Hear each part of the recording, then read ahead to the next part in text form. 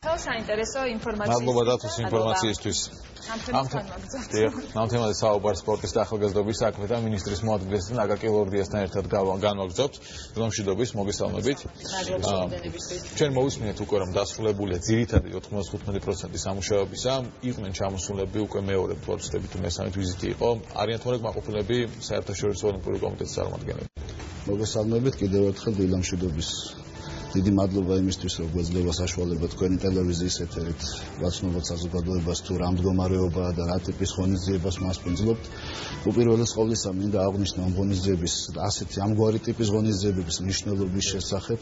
ეს არის საქართველოსთვის ერთი 10 დღის განმავლობაში ჩამოსული დაახლოებით 10-15,000-მდე ტურისტი, მათ შორის 3,800-მდე სპორტსმენი, რომელიც ჩამოდის და გარდა სპორტული ღონისძიებისა, ასევე ამაღლებს ქვეყნის ტურისტულ პოტენციალს და რა თქმა უნდა ამგვარი ტიპის ღონისძიებები არის ჩვენი პრიორიტეტი, ქვეყნის პრიორიტეტი და ამ ხრივ მრავალი ღონისძიება არის მომავალშიც დაგეგმილი.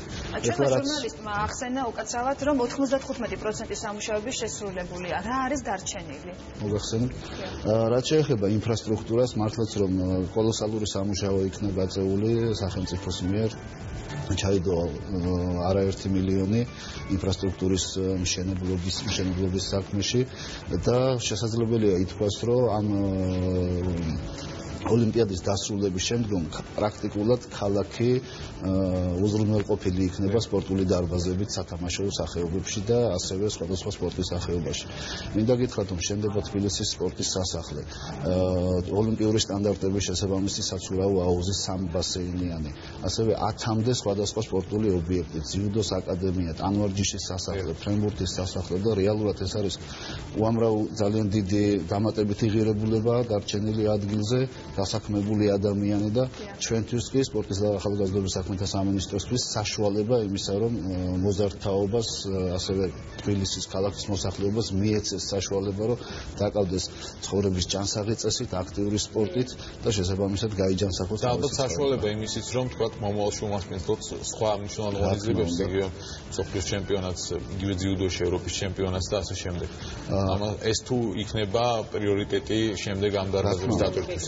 რა თქმა უნდა, ძალიან მაღალი პრიორიტეტებში გვაქვს ჩვენ აწეული, ასე ვთქვათ, ასეთი ამგვარი ტიპის ღონისძიებების მიღება და როგორც აღნიშნე, ჩვენ რეალურად ძალიან ბევრ ტურნირს მივიღებთ, ისეთი როგორიც არის 2015 წელს სუპერთასის მატჩი მოიხსენებათ ფრენბურთში, ასევე მარტის ბოლოს 22 მარტს თბილისში ტარდება ძიუდოს გრან-პრი, რომელზეც ჩამოდის 50-მდე ქვეყნის სპორტსმენი და შესაბამისად ტურისტი.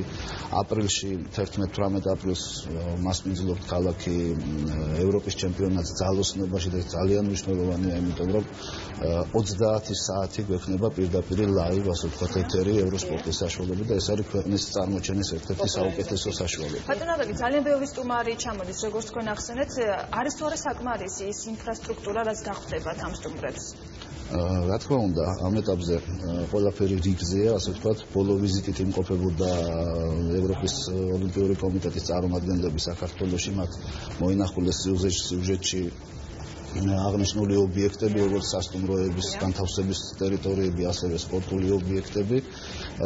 ყველაფერი მიმდინარეობს გეგმა გრაფიკით. ჩვენ ვარაუდობთ, რომ საბოლოო ჯამში მაისის ბოლოსთვის ყველა ობიექტი მზადყოფნაში იქნება და უკვე იქნება ტესტ მატჩები, ტესტ შეჯიბრებები ჩასატარებელი იმისთვის, რათა სათანადო დონეზე დავხვდეთ, ასე ვთქვათ, ამ გამოწვევას. ანუ 136 დღეში ვიქნებით მზად რეალურად ოლიმპიადისთვის, მაგრამ მინდა კითხოთ მაინც ბატონო აკაკი, სუპერთასი, რომელიც გაიმართება ჩვენთან აგვისტოში, არანაკლებ მნიშვნელოვანი ღონისძიება თამაში დავარქვათ, რომელსაც მილიონობით მაყურებელი ყავს ევროპაში და მსოფლიოში.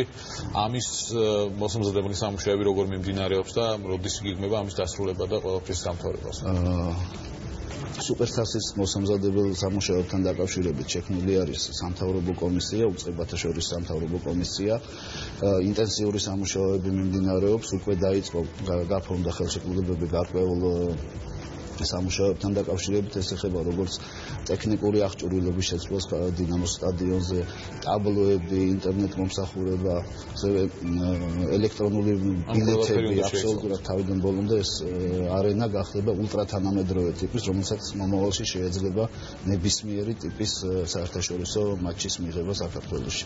ინვესტიცია ჯანსაღი ცხოვრების წესისთვის. რა თქმა უნდა. ძალიან დიდი მადლობა ბატონ დავით, მე არაერთხელ მithkom სამეთერის საშუალებით რომ წელს საქართველოს დატვირთულია სპორტული ღონისძიებებით და იმედი მაქვს რომ კარგ მასპინძლობას გაუწევთ ამ ყველაფერს. დიდი მადლობა ბატონ დავით, სპორტის და ახალგაზრდობის საქმეთა მინისტრის მოადგილე აკაკი ლორდია იყო ჩვენი სტუმარი.